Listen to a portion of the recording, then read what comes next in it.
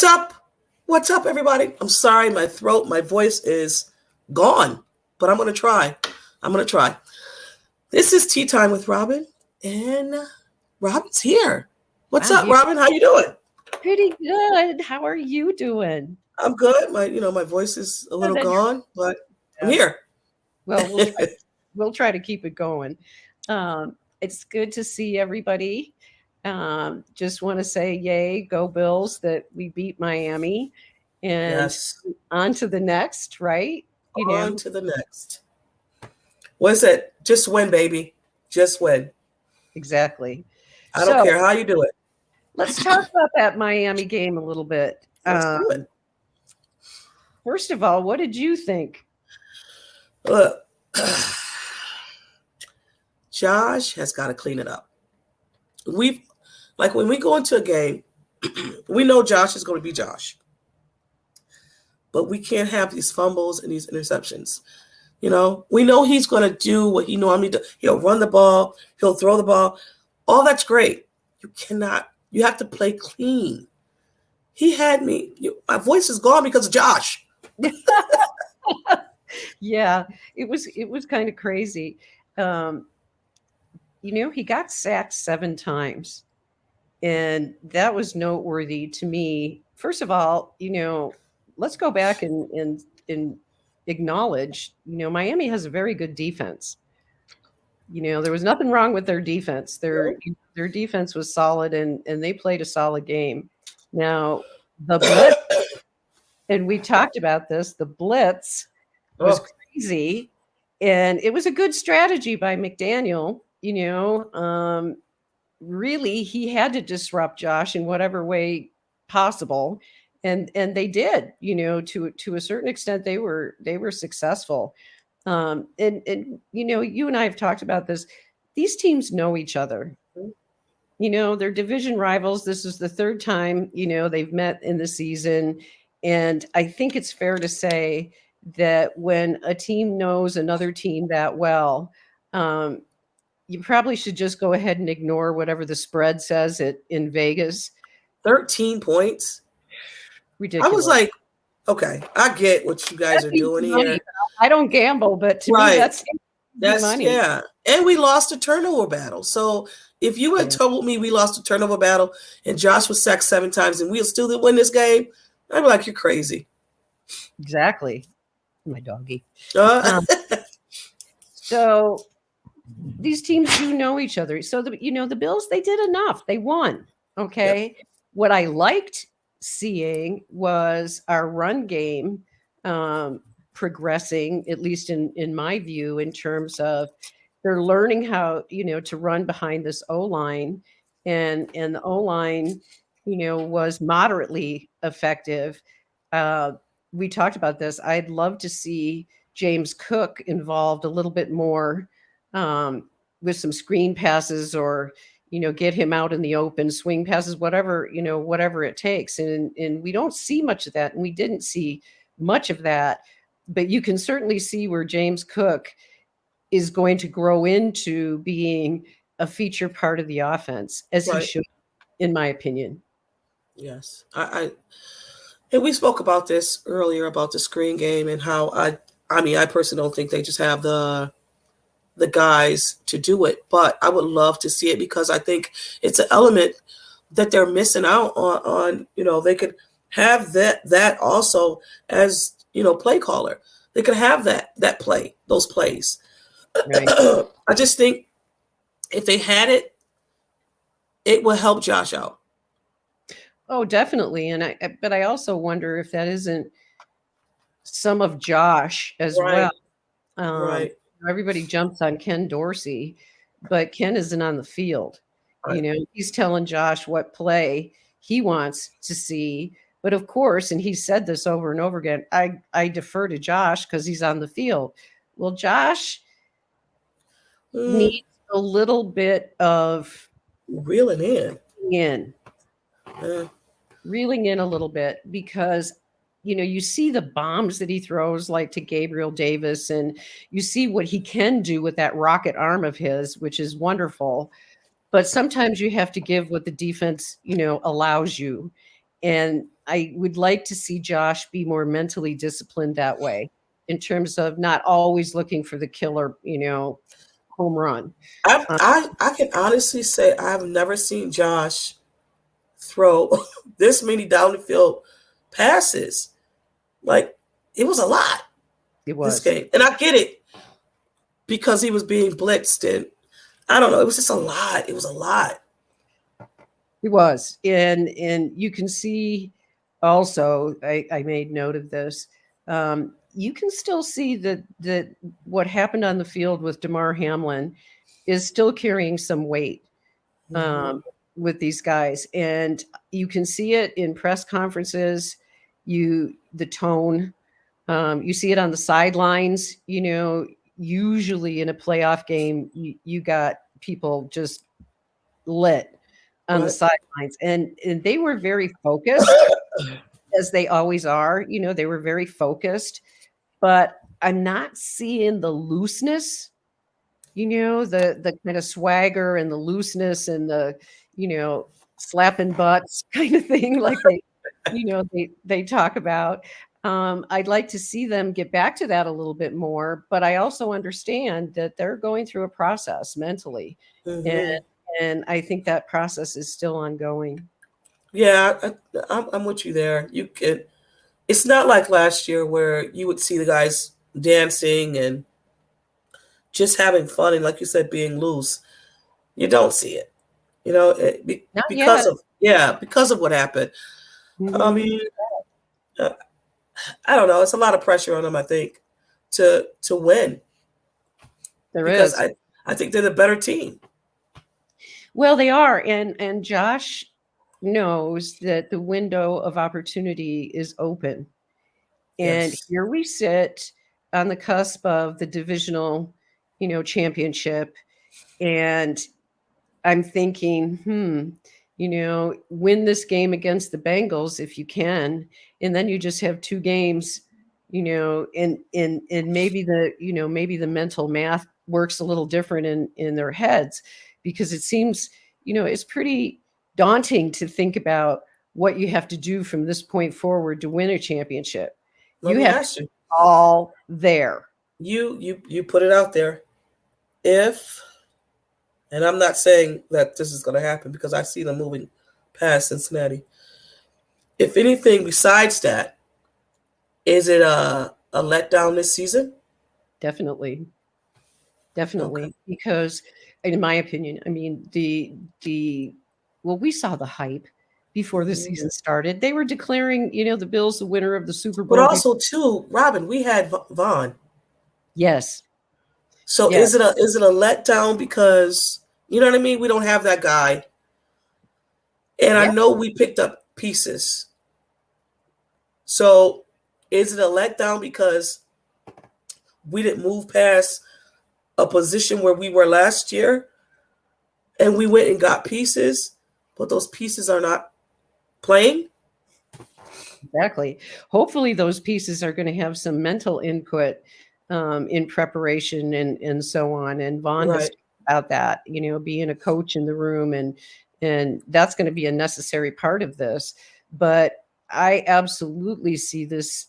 If the Bills don't beat the Bengals, in terms of a letdown, absolutely it will be a letdown, because the expectation has been going in that they were going to win a Super Bowl championship this year. And they Right. were almost set up by the media for that, because everybody was saying it. I hate that. I don't like it. It's like there's a lot of other really good teams, but Right. there was an emphasis on how the Bills have the talent, the Bills, it's the time, But you and do all this, right? And you see everybody dogging the Buffalo Bill, like Chris Sims, I think his name Sims, is out here dogging the wide receivers. I'm yeah. like, you were just on their team. Like, you've interviewed Josh, you did all this, and now no one's scared of the wide receivers. Like, what? What are we doing here? Well, I hope they just keep on talking about that way, Right. because Gabriel Davis may have other decisions to make in that regard. And look at Absolutely. what Gabe Davis did. He's a postseason maniac. Woo. He's on fire, Playoff game. and even Josh acknowledged, okay, he didn't have a great regular season. He did not. He dropped a lot of passes that were critical, in games. And he did not have the kind of season that many of us, including myself, expected him to have. But if he wants to get on fire in the playoffs, I'm down with that, I think we're all down with it. Expectations, though, is a mother freaky, because us as fans, we have expectations of this team, and then when it's not there, we're disappointed. But that's kind of why I was uncomfortable before the season started with talking about, Super Bowls and all that kind of stuff, because you just know when you're old enough that there's too many variables that can happen right. along the way, and Right. I was just uncomfortable with all of that. But that being said, if the Bills don't advance further in the playoffs, I do think it will be a disappointment. Okay. This team was set up. Brandon Beane, Sean McDermott, they talked about, the process, if you will. Yep. Well, the process is here. Josh is a mature quarterback now. He's a veteran quarterback in the NFL. He's a franchise quarterback in the NFL. We have the pieces in place, and now it's time to move forward. Yeah, and like you were saying, because we went from process to humble and hungry, right? So, and like you were saying off mic, are they hungry? Are they humble? Where are they? Yeah, for sure. Sorry. Oh, that's fine. So next on our list, because I'm going down the list, we decided we wanted to talk about the rookies. Yes. And I think that's awesome because they haven't been getting enough attention in a year that's been pretty weird. I'll start out. I want to say to the world, the podcast world listening, this narrative that we have around Kaiir Elam in the media, in terms of him not living up to expectations and so on and so forth, I think is a bad narrative.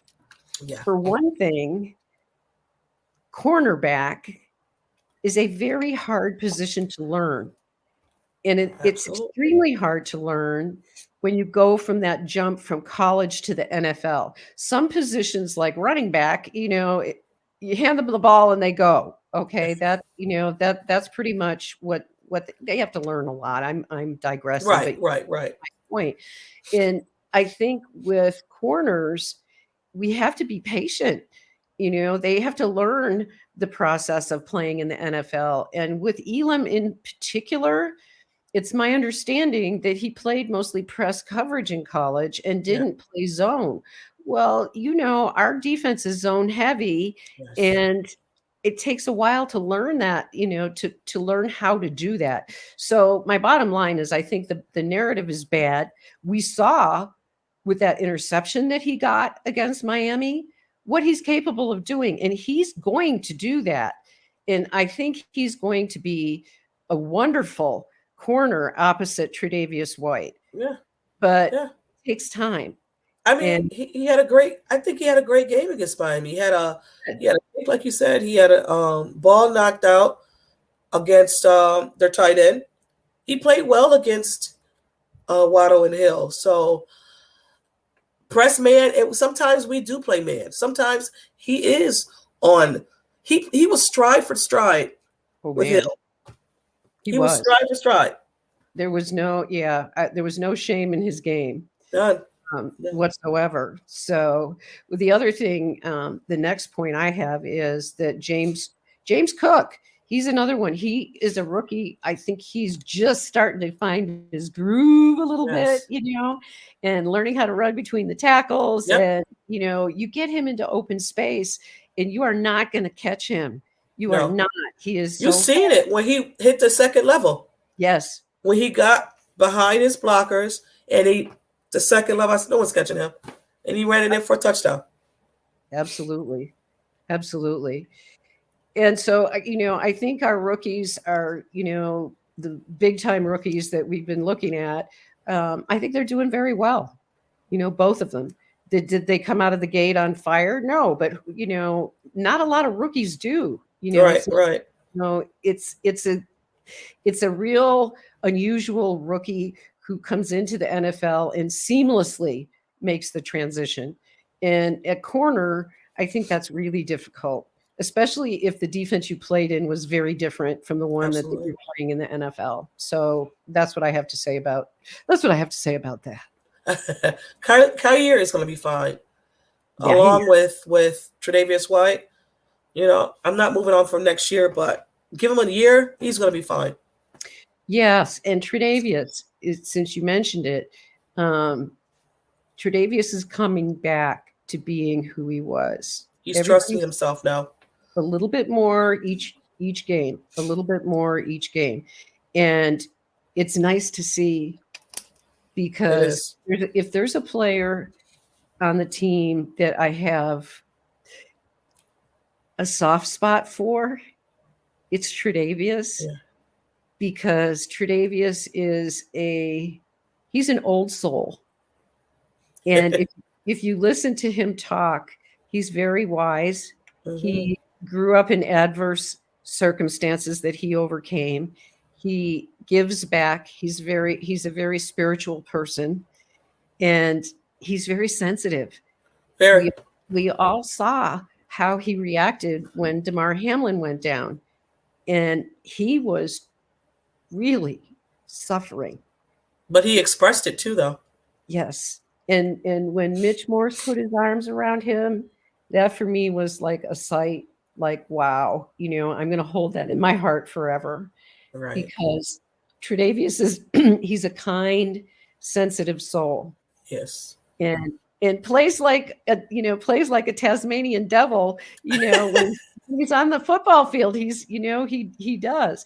So I just had to say that, because I got a soft spot for Tre'Davious, and it makes me feel so happy to see him back and starting to become his self again on the football field. It's just finally, like, I think everything is coming together. I just wish we had. Could you imagine? Just for a minute, Vaughn and Micah Hyde. Micah, I talked about that, before. Yes, we miss Vaughn terribly.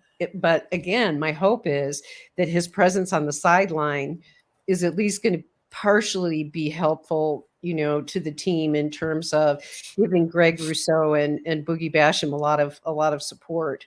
But yeah. Yeah. Did they say that Micah Hyde wasn't playing?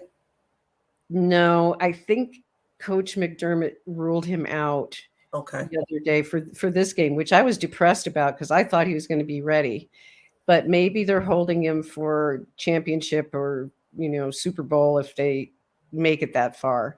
I don't know what the deal is, but I was sad about that, because I talked about this last week. Micah Hyde, I think he might be one of the most influential players on defense in terms of the mindset. Right. Getting everybody in where they're supposed to be. Mindset.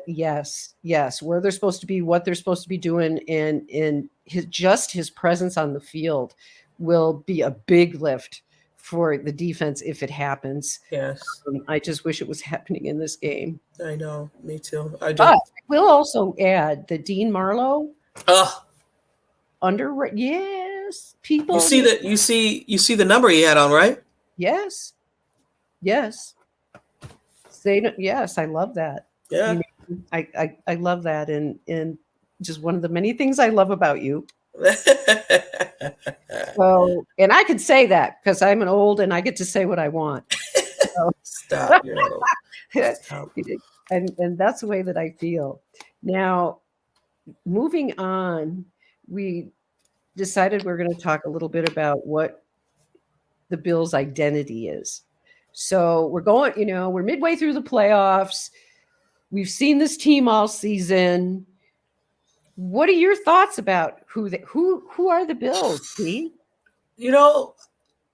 That's why I posed it, because I have no idea. Like, I know we air it out, right? I know that. I know Sean McDermott wants a two-dimensional team. He wants to also rely on the run game. He wants to air it out when he can, but he also wants to run the ball. I don't know. I don't know. I know we've gone through so much this year. I don't know. That's why I posed it, because I am. Help me out, Robyn. Well, this is where I could babble all day long. The identity of a team is forged on a number of things, I believe, just as you're talking about the structure of the team. Are they pass oriented? Are they run oriented? All of that. At this point in the season, it looks like it is very similar to what Daboll did. The passing game was emphasized. The running game kind of supplemented the pass game. All of that. That's the structure. Now, how this team was built mentally in terms of their identity is clear to me that this team is forged by adversity. Okay. Because they have just gone through so much, and this will go back, and I'm going to bring it up again. This will go back all the way to Kim Pegula, because Yes. Kim and what happened to her that we still don't know, God bless her, Yes. what her status is or whatnot. It's in the back of all of our minds, is it not? Yeah.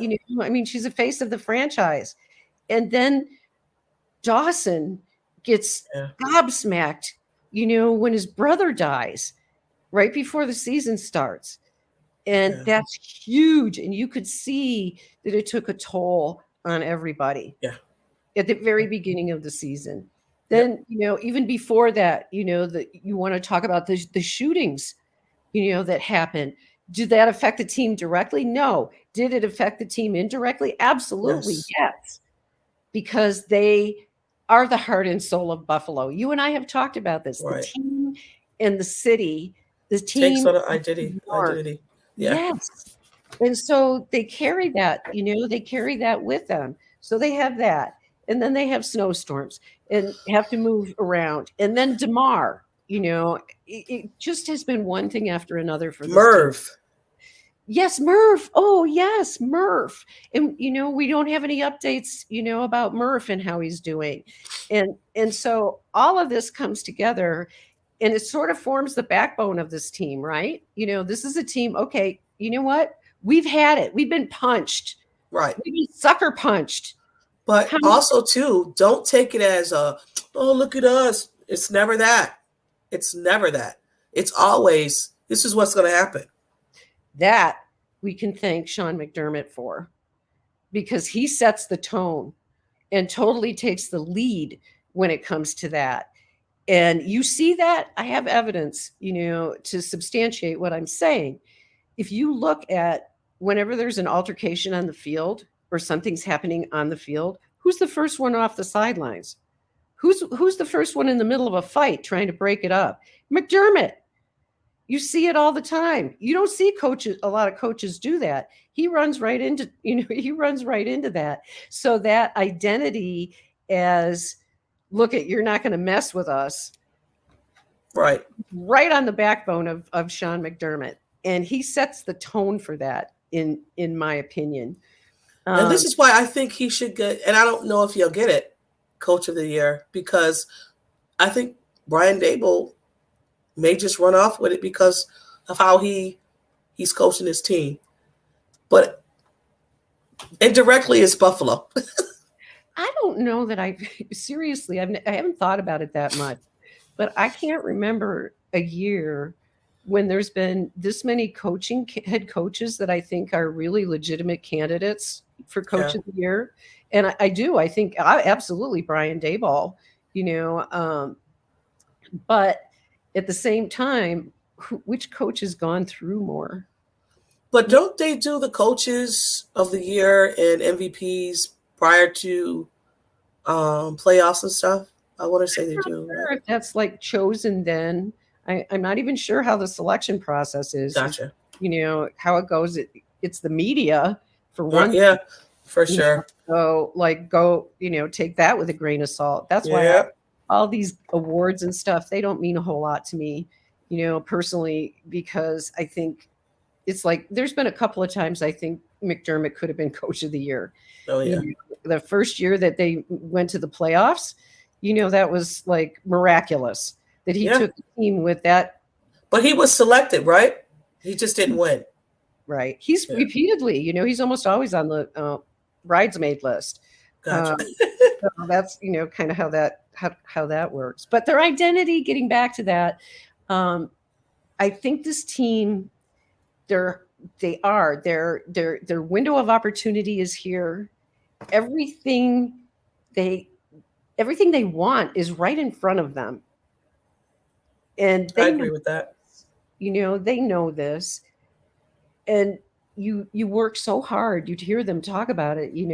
They work so hard in training camp, and they go through this long, arduous season, and they're beat up and they're tired, and they're stressed out, and then all this other stuff that's happened to the Bills.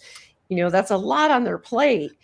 But I think, again, if they can get past the Bengals, I think then they can find the joy in their heart again. Now I think it's a job, and they're focused, and it's like, we have to do this. And that's the way they should be. This is why Gabriel Davis was on the jug machine for an hour yesterday. Yeah. And this is why I think if they can beat the Bengals, then I think the joy can come back into their hearts. It's like, okay, let's go. Right. That's what I would like to see the Bills be able to do. Get back to that. Come on, let's go. Right. And we'll see, won't we? We will. A very important game coming up on Sunday at 3:00 on CBS. We got the same crew. Lord have mercy. Well, it's going to be interesting. And because it's in Buffalo, I'm very confident that the Bills will get their best game out on the field because of the fans. The fans are a huge difference in a playoff atmosphere. And we remember that from the 90s, when there were years when everything ran through Buffalo, and it makes a huge difference. I just hope weather. I haven't even looked at the weather forecast. You know what? The last I checked was on Tuesday. It was supposed to snow. But I haven't checked again. I know it's not supposed to be. You know what? I haven't checked. You know what? Let me see if I can check here. Give it a check, and I'm wondering about wind. If that'll be a factor. If wind is not a factor, then snow certainly isn't going to be an issue for the Bills, and probably not for the Bengals either. I mean, they play in an outdoor stadium in a city. I don't expect that to be a problem. No, I am not seeing anything about weather. Well, you know what? Let me look there. I think the Bills are going to be okay. Yes. And no matter what the weather is, the big question is, if there's wind, is Tyler Bass, going to be able to kick field goals? He's getting to where I think he knows the stadium pretty well. Okay. So it's going to be 63. 63? I'm sorry, 36. Jesus. 63, that's great. Snow showers and 36. Okay. That's doable. That just means maybe a slippery ball, but these guys can handle that. They've gone through much worse. Not really wind, light wind. Good.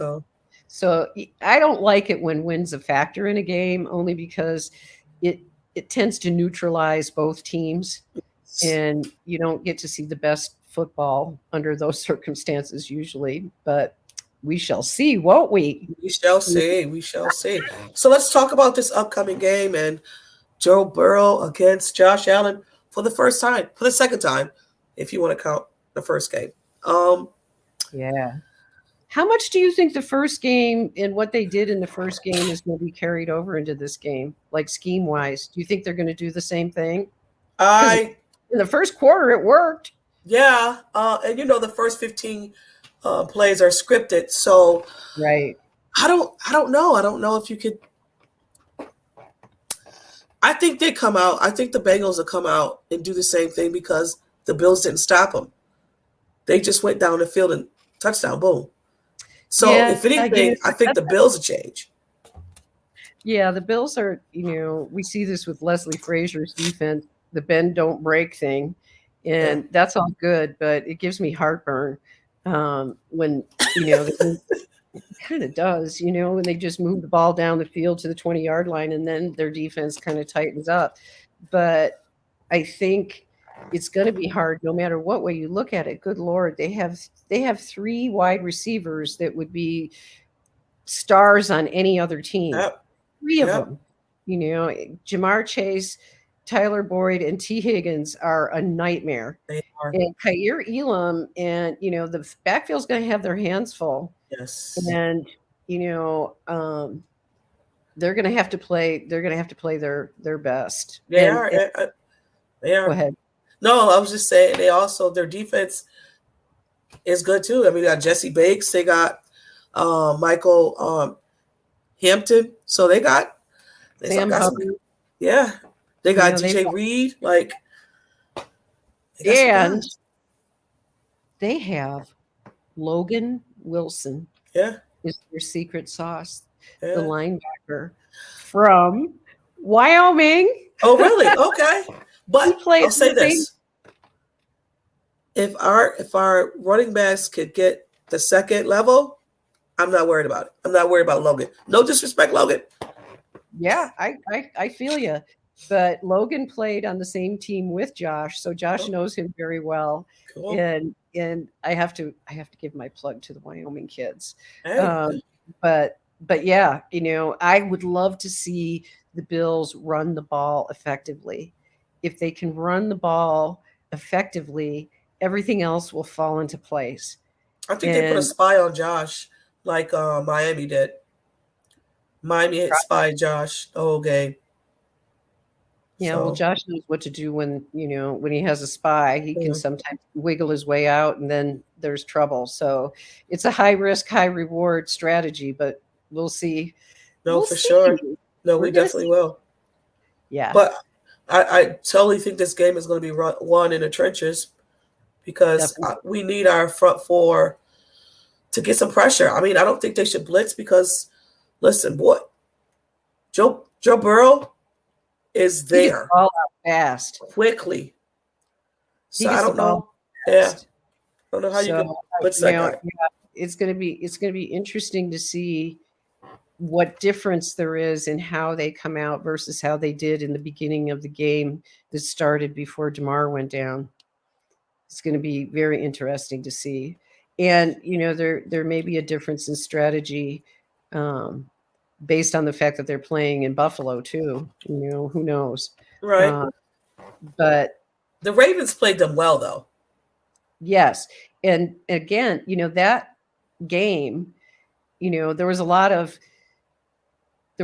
talk about the Bills being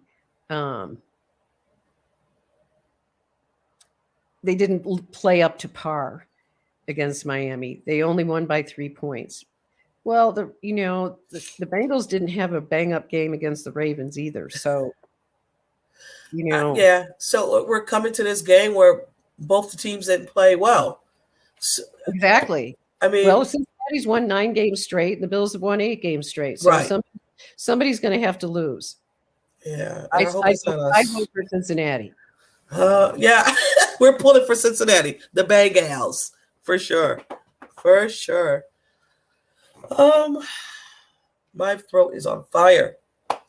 Yes, we should be done. You got any more? Nope. Any more? Okay. Go Bills. Go Bills. I enjoy this so much. Yes. And I hope that we can do this again soon, like next week with a W. Oh my God, Robyn. When we get this W, it's done. We're Super Bowl bound. I feel good about it. This is the hump that we have to get over, though, and mentally as well as physically on the field.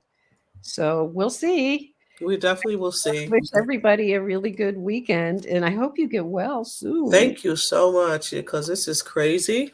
I can't stand. You know, I know. Yeah, whatever. My voice is gone, and I got another podcast to do after this. So yeah, it's gonna be. Save your voice. I'm about to drink some tea. Good. Thank Good. you. Love This you. is love you too. This is episode 7 of Tea Time with Robyn. Thank you guys for tuning in. I'm gonna Go go rest my Bills. voice. Go Yes. Bills. Peace, y'all.